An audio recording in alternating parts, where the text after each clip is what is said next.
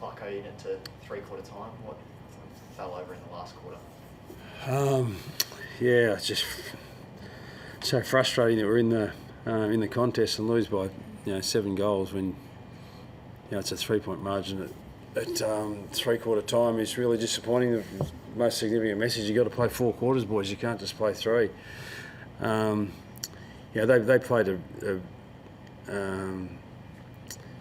really attacking brand of footy in the third quarter. So we're maybe a little bit lucky that it was only a 3-point margin at three-quarter time, because they played the super third quarter and changed the tone of the game to their credit. They just got on top, particularly centre bounce and clearance in the last quarter, and where that had been a part of the game that had been strong for us up until that point in time.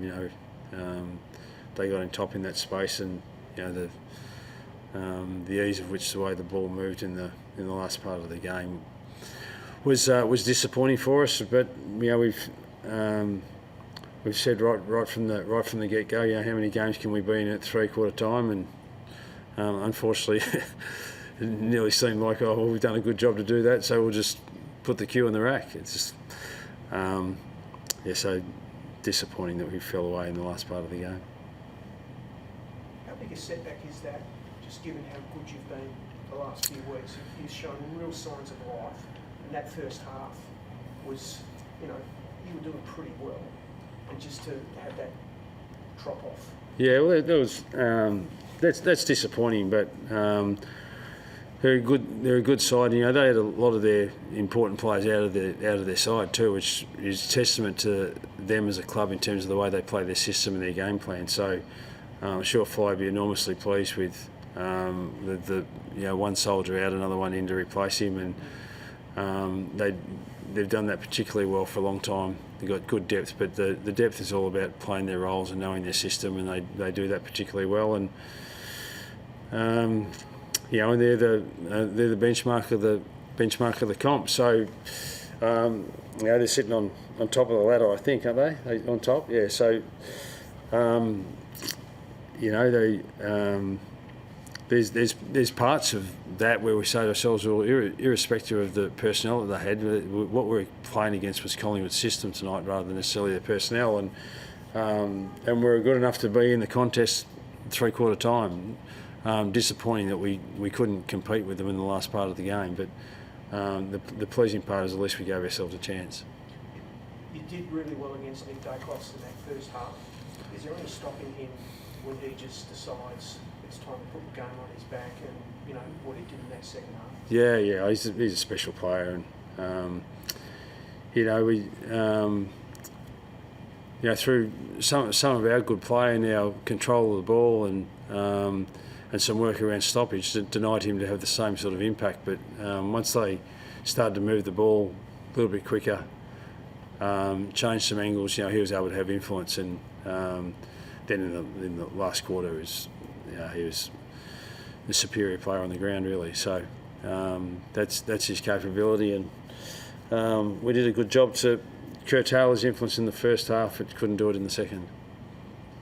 You've seen a lot of players in your time, had a lot under you that are absolute superstars. Where does he sort of rank in terms of that, whether it be by teammate assistance or just pure dominance?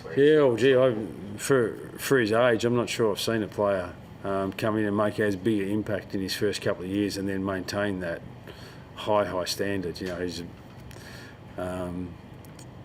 what is he, 21 or 22?